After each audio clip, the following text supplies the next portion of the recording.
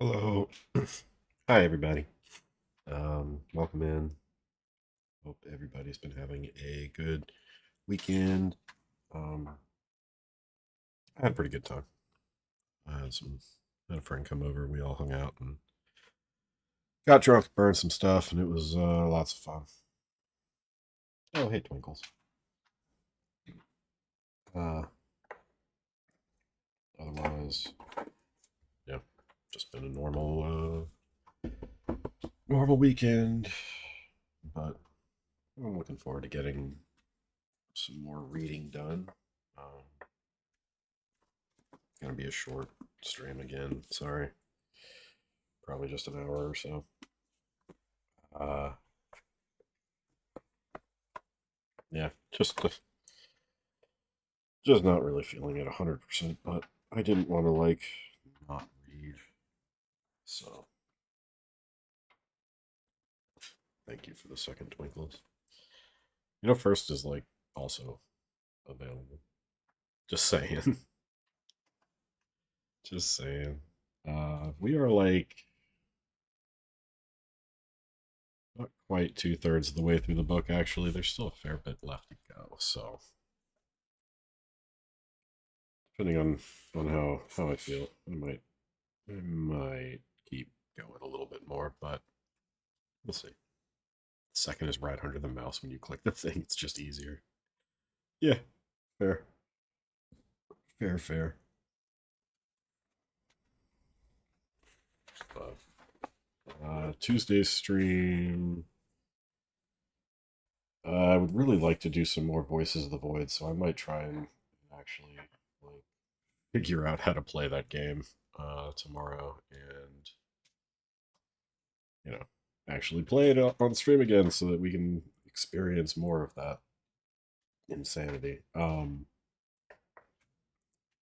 yeah, otherwise nothing special planned for this week. I don't think. Don't know. We need to do a collab or something soon. I mean, we did the Lethal Company thing on Thursday, but yeah, I don't know. I'm just kind of rambling and muttering to myself. I think. My brain has been very unkind lately, so sorry for the low energy brain. Also, I might still be a little hungover, although not really, not too badly. But yeah, here's the book. Hooray, book.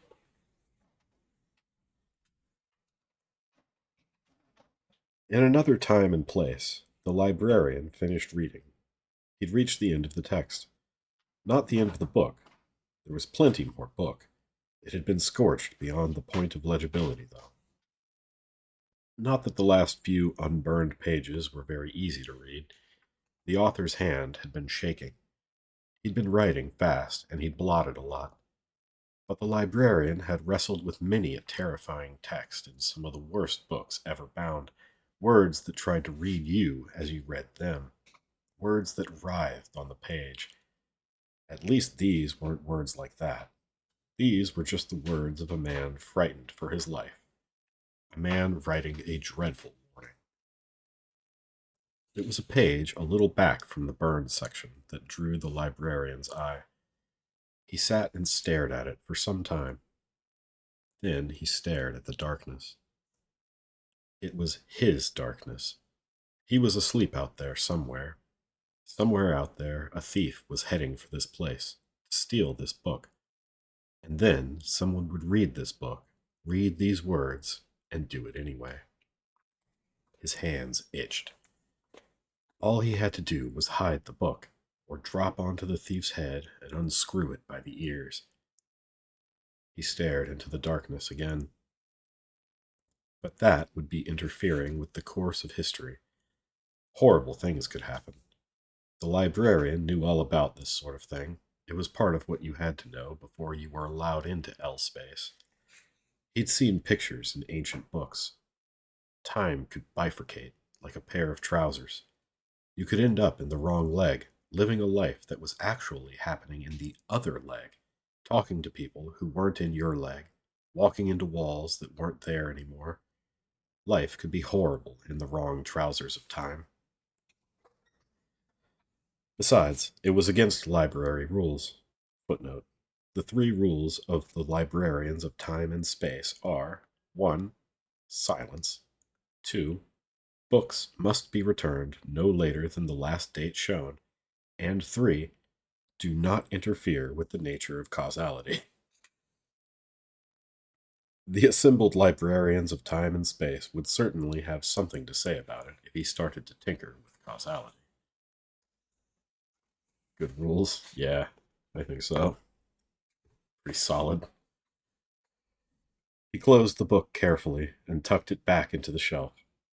Then he swung gently from bookcase to bookcase until he reached the doorway. I did like the bit about unscrewing the thief's head at the ears. Yeah, just grab him by the ears and twist. Like a soda bottle. For a moment, he stopped and looked down at his own sleeping body. Perhaps he wondered, briefly, whether to wake himself up, have a little chat, tell himself that he had friends and not to worry. If so, he must have decided against it. You could get yourself into a lot of trouble that way. Instead, he slipped out of the door and lurked in the shadows and followed the hooded thief when it came out clutching the book and waited near the dread portal in the rain until the elucidated brethren had met and, when the last one left, followed him to his home and murmured to himself in anthropoid surprise, and then ran back to his library and the treacherous pathways of L-space. By mid-morning, the streets were packed. Vimes had docked Nobby a day's salary for waving a flag, and an air of barbed gloom settled over the yard, like a big black cloud with occasional flashes of lightning in it. Get up in a high place, muttered Nobby. That's all very well to say. Dun dun dun. The suspense. It's brewing. I was looking forward to lining the streets, said Colin. I'd have got a good view. You were going on about privilege and the rights of man the other night, said Nobby accusingly. Yes, well, one of the privileges and rights of this man is getting a good view, said the sergeant. That's all I'm saying. I've never seen the captain in such a filthy temper, said Nobby. I liked it better when he was on the drink. I reckon he's... I think Errol is really ill, said Carrot. They turned towards the fruit basket. He's very hot, and his skin looks all shiny. What's the right temperature for a dragon? Said Colin. Yeah, how do you take it? Said Nobby. I think we ought to ask Lady Ramkin to have a look at him, said Carrot. She knows about these things. No, she'll be getting ready for the coronation. We shouldn't go disturbing her, said Colin. He reached out his hand to Errol's quivering flanks. I used to have a dog that... Arg! That's not hot. That's boiling. Hey, GCU, thanks for the first. I've offered him lots of water, and he just won't touch it. What are you doing with that kettle, Nobby? Nobby looked innocent. How are you doing, bud? Well, I thought we might as well make a cup of tea before we go out. It's a shame to waste... Take it off him. Noon came. The fog didn't lift, but it did thin a bit, to allow a pale yellow haze where the sun should have been. Although the passage of years had turned the post of captain of the watch into something rather shabby, it still meant that Vimes was entitled to a seat at official occasions. The pecking order had moved it, though, so that now he was in the lowest tier on the rickety bleachers between the master of the Fellowship of Beggars and the head of the Teachers' Guild. He didn't mind that. Anything was better than the top row, among the assassins, thieves, merchants, and all the other things that had floated to the top of society. He never knew what to talk about. Anyway, the teacher was restful company, since he didn't do much but clench and unclench his hands occasionally and whimper. Ooh, there's some social commentary. Yeah. Something wrong with your neck, Captain, said the chief beggar politely, as they waited for the coaches. What? Said Vimes distractedly. You keep on staring upwards, said the beggar. Hmm? Oh, no, nothing wrong, said Vimes. The beggar wrapped his velvet cloak around him. You couldn't by any chance spare. He paused, calculating a sum in accordance with his station. About $300 for a 12-course civic banquet, could you? No. Fair enough, said the chief beggar amiably. He sighed. It wasn't a rewarding job, being chief beggar. It was the differentials that did for you. Low-grade beggars made a reasonable enough living on pennies, but people tended to look the other way when you asked them for a 16-bedroom mansion for the night.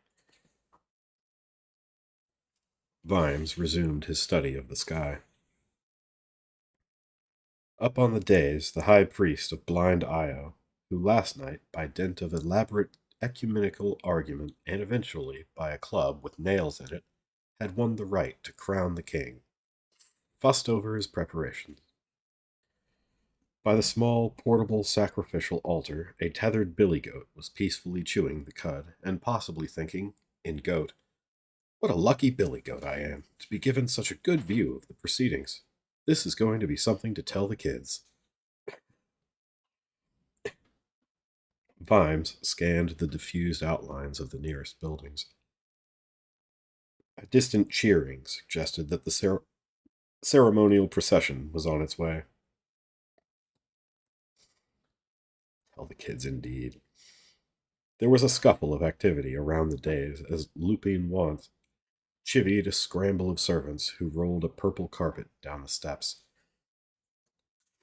Across the square, amongst the ranks of Ankh-Morpork's faded aristocracy, Lady Ramkin's face tilted upwards.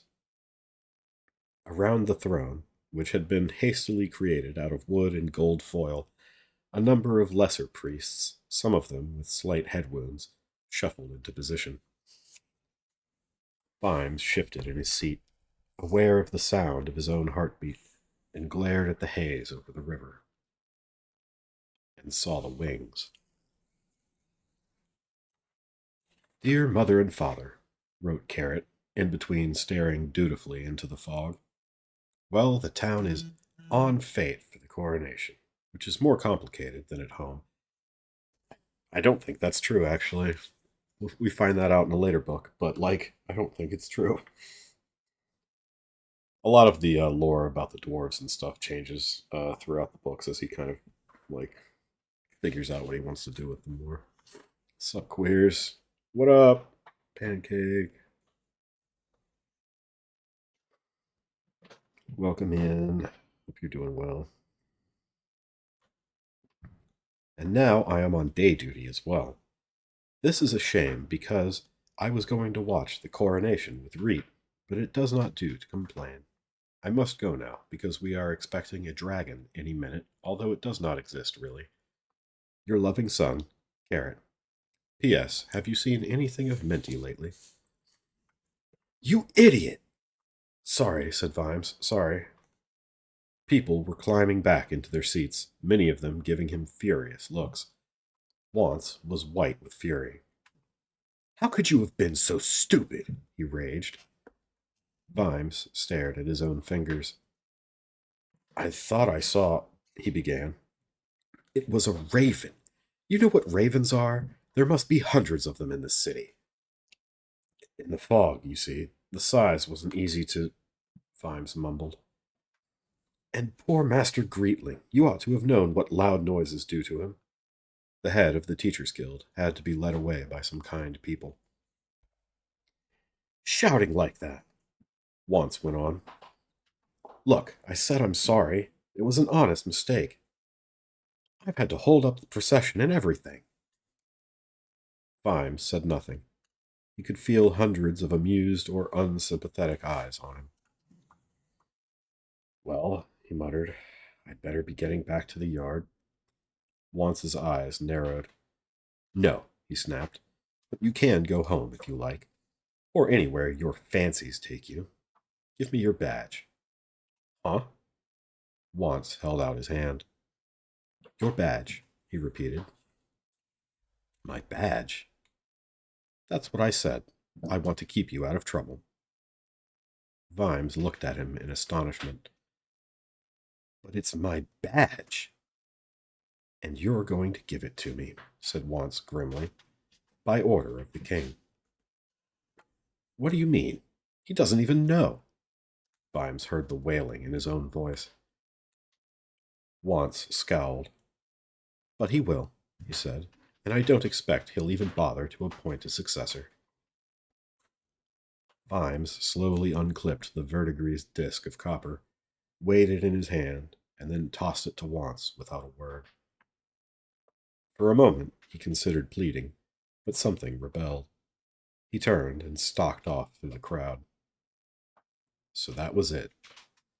As simple as that. After half a lifetime of service. No more city watch. Huh. Vimes kicked at the pavement. It'd be some sort of royal guard now, with plumes in their damn helmets. Well, he'd had enough. It wasn't a proper life, anyway, in the watch. You didn't meet people in the best of circumstances. There must be hundreds of other things he could do, and if he thought for long enough, he could probably remember what some of them were. Pseudopolis Yard was off the route of the procession, and as he stumbled into the watch house, he could hear the distant cheering beyond the rooftops. Across the city, the temple gongs were being sounded. Now they are ringing the gongs, thought Vimes, but soon they will, they will not be ringing the gongs. Not much of an aphorism, he thought, but he could work on it. He had the time now. Vimes noticed the mess. Errol had started eating again. He'd eaten most of the table, the grate, the coal scuttle, several lamps, and the squeaky rubber hippo. Now he lay in his box again, skin twitching, whimpering in his sleep. A right mess you've made, said Vimes enigmatically. Still, at least he wouldn't have to tidy it up. He opened his desk drawer. Someone had eaten into that, too. All that was left was a few shards of glass. Sergeant Colin hauled himself onto the parapet around the Temple of Small Gods. He was too old for this sort of thing. He'd joined for the bell ringing, not sitting around on high places waiting for dragons to find him. He got his breath back and peered through the fog. Anyone human still up there? He whispered. Carrot's voice sounded dead and featureless in the dull air. Here I am, Sergeant, he said. Was just checking if you were still here, said Colin. I'm still here, Sergeant, said Carrot obediently. Colin joined him. Just checking you were not et, he said, trying to grin. I haven't been et, said Carrot. Oh, said Colin. Good then. He tapped his fingers on the damp stonework, feeling he ought to make his position absolutely clear. Just checking, he repeated. Part of my duty, see? Going around, sort of thing. It's not that I'm frightened of being up on the roofs by myself, you understand. Thick up here, isn't it? Yes, Sergeant. Everything all okay? Nobby's muffled voice sidled its way through the thick air, quickly followed by its owner. Yes, Corporal, said Carrot. What you doing up here? Colin demanded. I was just coming to check Lance Constable Carrot was all right, said Nobby innocently. What were you doing, Sergeant? We're all right, said Carrot, beaming. That's good, isn't it? The two NCOs shifted uneasily and avoided looking at one another. It seemed like a long way back to their posts, across the damp, cloudy, and above all, exposed rooftops. Colin made an executive decision. "Sod this," he said, and found a piece of fallen statuary to sit on. Nobby leaned on the parapet and winkled a damp dog end from the unspeakable ashtray behind his ear. "Heard the procession go by," he observed. Colin filled his pipe and struck a match on the stone beside him. "That dragon's alive," he said, blowing out a plume of smoke and turning a small patch of fog into smog. "And it'll have got the hell away from here, I'm telling you. Not the right sort of place for dragons, a city," he added, in the tones of someone doing a great job of convincing himself. "It'll have gone off to somewhere where there's high places and plenty to eat, you mark my words." "Somewhere like the city, you mean?" said Carrot. "Shut up," said the other two in unison. "Chuck us the matches, Sergeant," said Nobby. Colin tossed the bundle of evil, yellow-headed lucifers across the leads. Nobby struck one, which was immediately blown out. Shreds of fog drifted past him. "Wind's getting up," he observed. "Good. Can't stand this fog," said Colin. "What was I saying?" "You were saying the dragon will be miles away," prompted Nobby. "Oh, right. Well, it stands to reason, doesn't it? I mean, I wouldn't hang around here if I could fly away. If I could fly, I wouldn't be sitting on a roof on some manky old statue. If I could fly, I'd—" "What statue?" said Nobby, cigarette halfway to his mouth. "This one," said Colin, thumping the stone. "Don't try to give me the willies, Nobby. You know there's hundreds of moldy old statues up on small gods." "No, I don't," said Nobby. "What I do know is they were all taken down last month when they re-leaded the roof. There's just the roof and the dome, and that's it. You have to take notice of little things like that," he added, "when you're detectoring." In the damp silence that followed, Sergeant Colin looked down at the stone he was sitting on. It had a taper and a scaly pattern. What the fuck was that? That was my phone falling off the desk. Hooray! It had a taper and a scaly pattern, and a sort of indefinable tail-like quality. Then he followed its length, up and into the rapidly thinning fog. On the dome of small gods, the dragon raised its head, yawned, and unfolded its wings. The unfolding wasn't a simple operation. It seemed to go on for some time as the complex biological machinery of ribs and pleats slid apart. Then, with wings outstretched, the dragon yawned, took a few steps to the edge of the roof, and launched itself into the air. After a while, a hand appeared over the edge of the parapet. It flailed around for a moment, until it got a decent grip. There was a grunt. Carrot hauled himself back onto the roof and pulled the other two up behind him. They lay flat out on the leads, panting. Carrot observed the way that the dragon's talons had scored deep grooves in the metal. He couldn't help noticing things like that.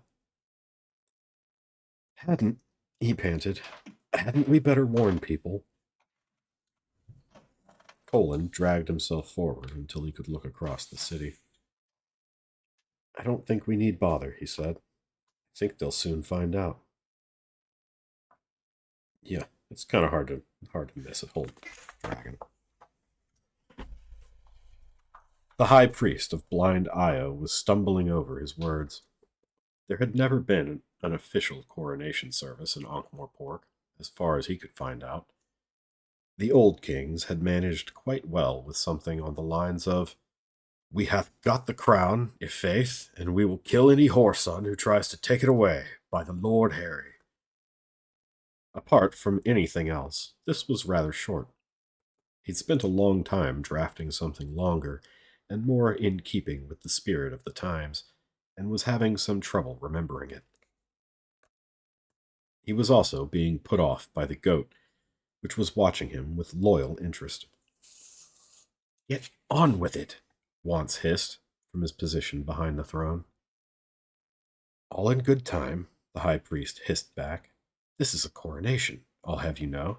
You might try to show a little respect. Of course I'm showing respect. Now get on with. There was a shout off to the right. Once glared into the crowd. It's that Ramkin woman, he said. What's she up to? People around her were chattering excitedly now. Fingers pointed all the same way, like a small fallen forest. There were one or two screams, and then the crowd moved like a tide. Once looked along the wide street of small gods. It wasn't a raven out there. Not this time. The dragon flew slowly, only a few feet above the ground, wings sculling gracefully through the air. The flags that crisscrossed the street were caught up and snapped like so much cobweb, piling up on the creature's spine plates and flapping back along the length of its tail. It flew with head and neck fully extended, as if the great body was being towed like a barge. The people on the street yelled and fought one another for the safety of doorways. It paid them no attention. It should have come roaring, but the only sounds were the creaking of wings and the snapping of banners.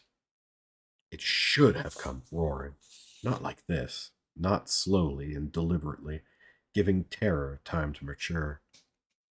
It should have come threatening, not promising. It should have come roaring, not flying gently to the accompaniment of the zip and zing of merry bunting. It's a really good image there. Vimes pulled open the other drawer of his desk and glared at the paperwork, such as there was of it. There wasn't really much in there that he could call his own. A scrap of sugar bag reminded him that he now owed the tea kitty 6 pence. Odd. He wasn't angry yet. He would be later on, of course. By evening, he'd be furious. Drunk and furious. But not yet. Not yet. It hadn't really sunk in, and he knew he was just going through the motions as a preventative against thinking. Errol stirred sluggishly in his box, raised his head, and whined. What's the matter, boy? Said Vimes, reaching down. Upset stomach. The little dragon's skin was moving as though heavy industry was being carried on inside. Nothing in Diseases of the Dragon said anything about this. Arrow belongs to the watch, yeah? Not to Vimes? It's kind of like murky on that. He's kind of like, he's Vimes and the watches, and like, he's just kind of the watch house dragon. But he was given to Vimes, so technically it's his dragon. I think. There was never a presumption that there would be a separation of the watch and Vimes. Yeah, that's fair.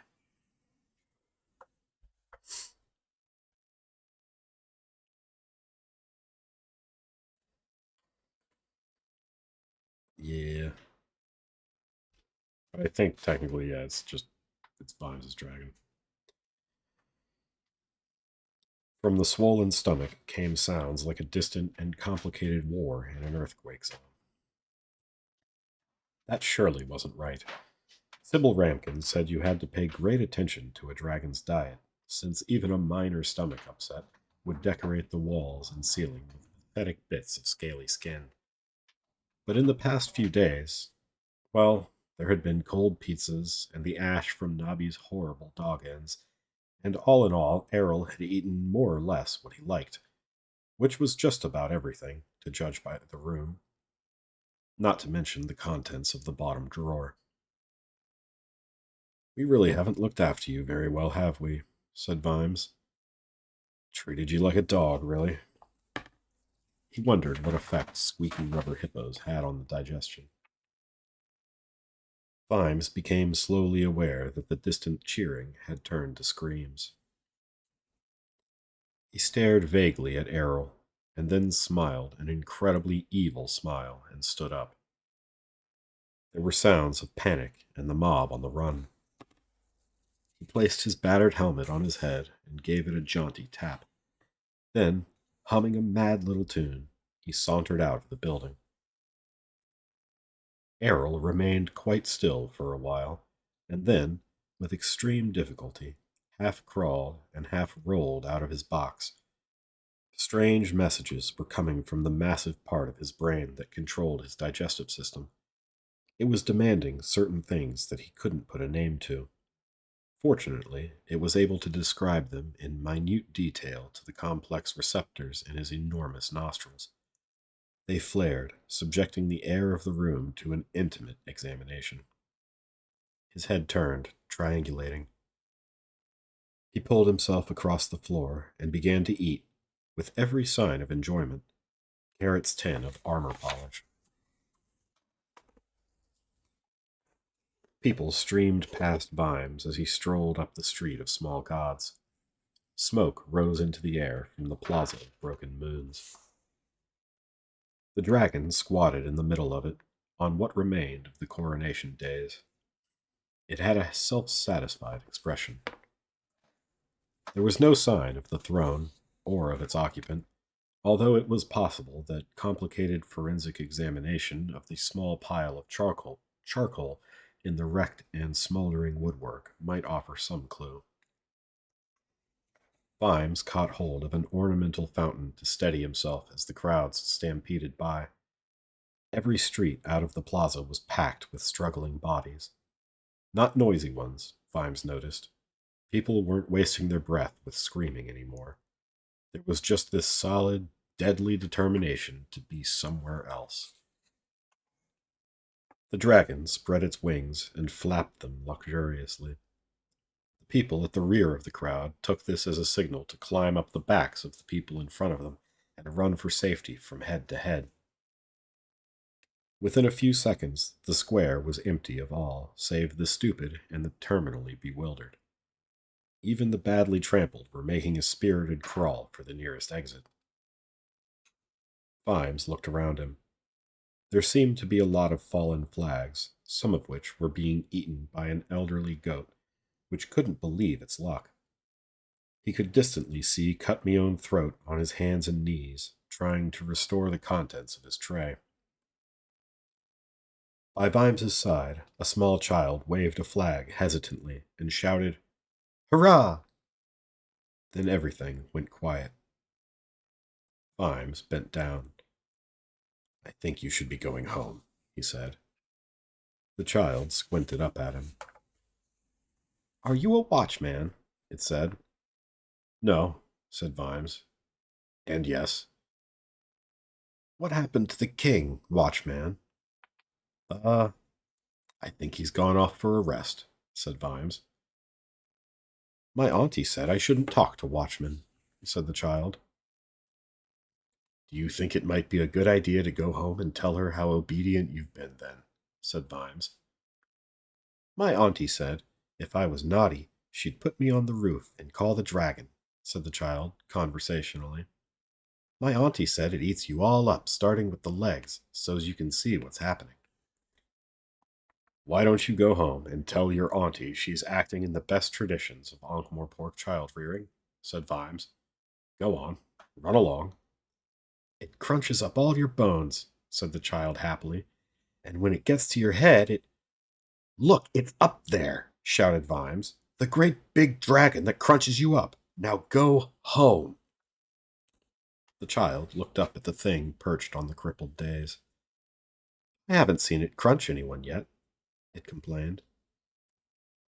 "Push off, or you'll feel the back of my hand," said Vimes. This seemed to fit the bill. The child nodded understandingly. "Right. Can I shout hurrah again?" "If you like," said Vimes. "Hurrah." So much for community policing, Vimes thought. He peered out from behind the fountain again. A voice immediately above him rumbled, "Say what you like. I still swear it's a magnificent specimen." Vimes's gaze traveled upwards until it crested the edge of the fountain's top bowl. "Have you noticed," said Sybil Ramkin, hauling herself upright by a piece of eroded statuary and dropping down in front of him, how every time we meet, a dragon turns up?"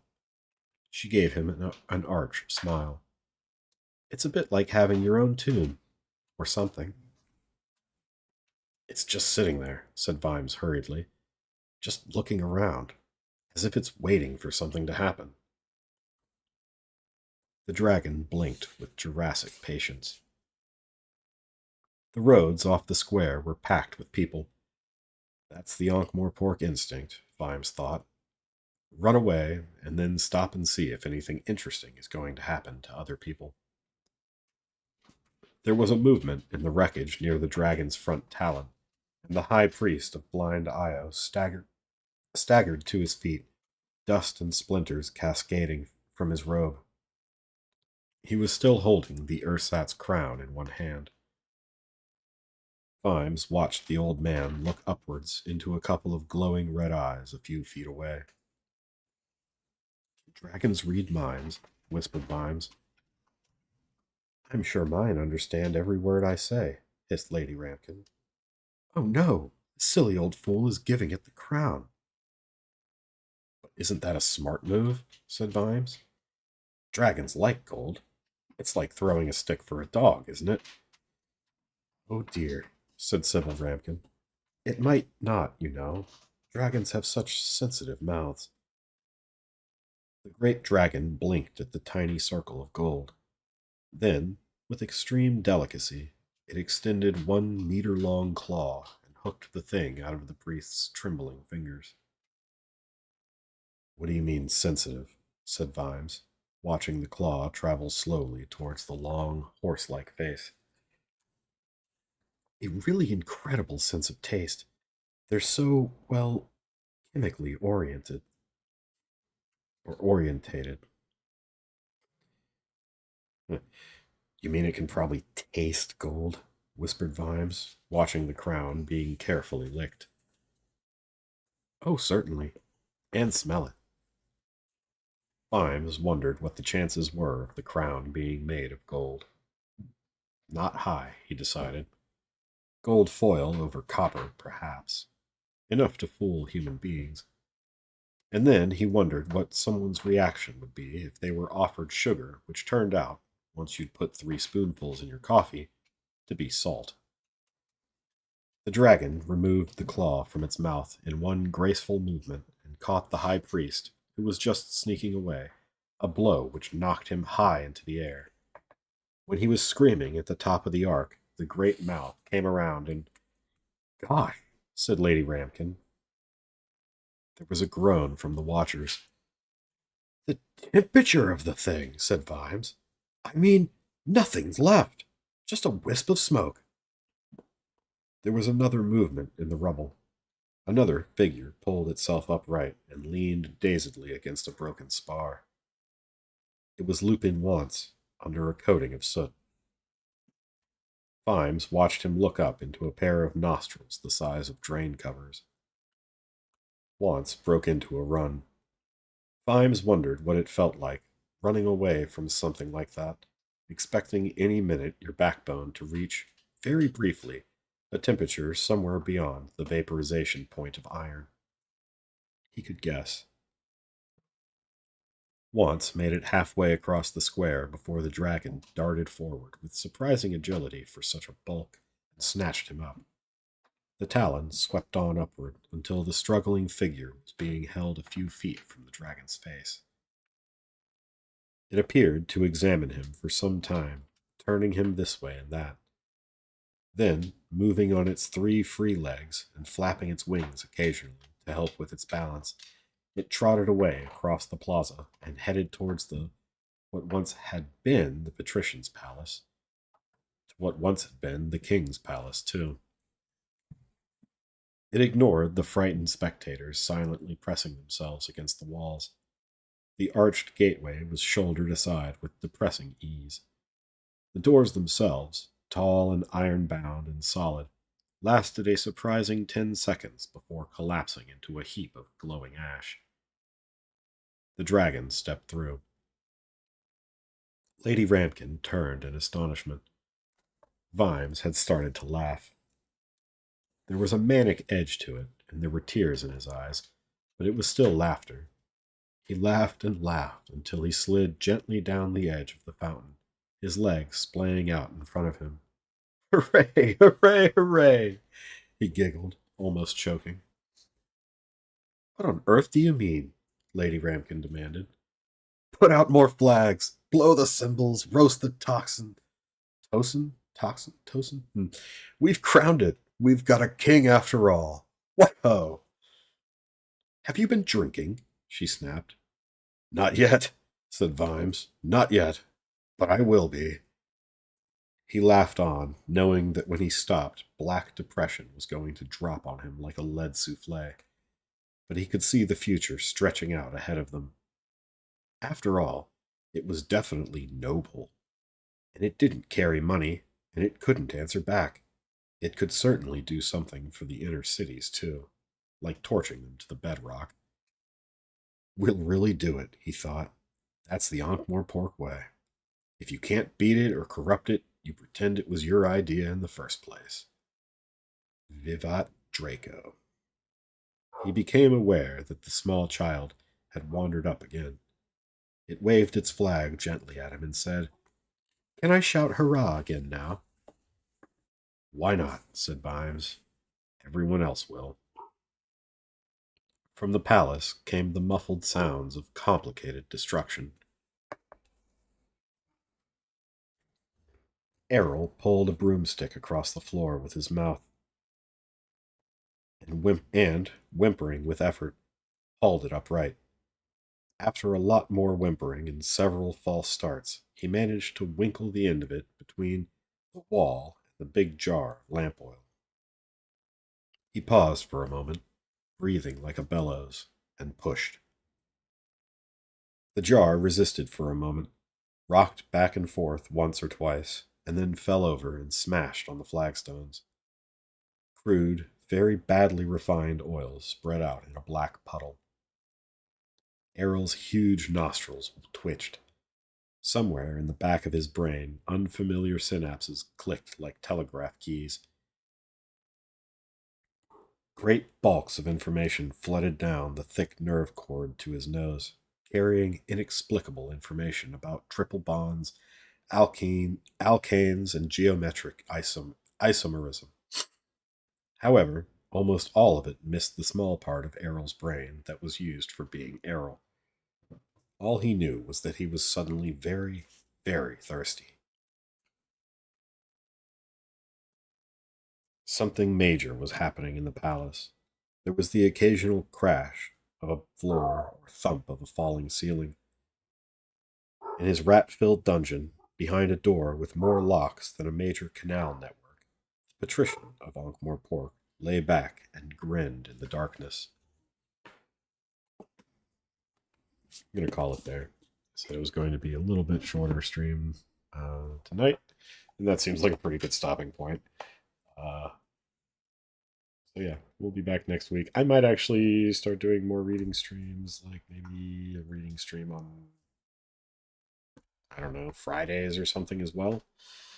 Not 100% on that because I kind of also want, free time and stuff in the evenings, but I enjoy streaming. Got what, like 2 more Sundays to finish? Probably. I mean, depends on how long I read for. I would say probably 3 more Sundays if I actually like do longer streams, which I really should because longer streams get you views and recognition and blah blah blah blah blah and all that stuff, and I just don't have the energy for it right now. But yeah, yay more reading. But yeah. Kind of want to do 4 streams a week, but I haven't figured out what day I'll be doing that. Might change my whole schedule around a little bit. I don't know. Have not made any decisions, and yep. Hope everyone enjoyed the reading as usual, and I hope you'll have a good rest of your Sunday night and chill Monday. I will be back Tuesday for probably Voices of the Void if I can figure out like how that game works and do more than stammer at it. um, because there's so much to do in that game, and I really want to like explore it more and see all the stuff. Like you can get a 3D printer and just print like random shit, which is kind of rad. Um, like there's creepy stuff that I haven't even seen yet, so we'll do that too. But yeah, that's it for tonight. Game is unhinged. It really fucking is. Like there's so much that we haven't seen in that game that is just like, what the fuck? You can do that? You can fish in that game too. It's got like a pretty good fishing game. You need to do that too. Like all the other stuff. And there's like a little robot assistant as well that like I haven't even gotten to yet. There's so much stuff. So much stuff to do. Not enough time. But maybe if I actually do streams for longer than an hour and a half, because like all of my streams for the last 2 weeks, I think, have been an hour and a half at the most, except for, well, the lethal stream was 2.5, but like still not very long. I used to do like 3 or 4 hour streams pretty consistently, and I should try to get back into maybe doing that at least like 2 or 3 hours, uh, a couple times a week. But yeah, just kind of rambling to myself now. Um, anyway, good night, everybody. Probably hop in a VC or something and chill for a bit. It's literally what we're here for. Yeah, I know. I know. I just like my brain sucks. And yeah, my brain sucks. So, but I'm glad y'all are enjoying the reading and all of that. Tell your friends, shit. Need to get more people in here too. All of my all of the metrics that Twitch tells me about my streams have like plateaued or slowly like going down over the last couple of weeks, which is discouraging as well, but it is what it is. Maybe it'll pick back up if I start doing longer streams. But yeah. Thanks for chilling with me. Love y'all. Good night.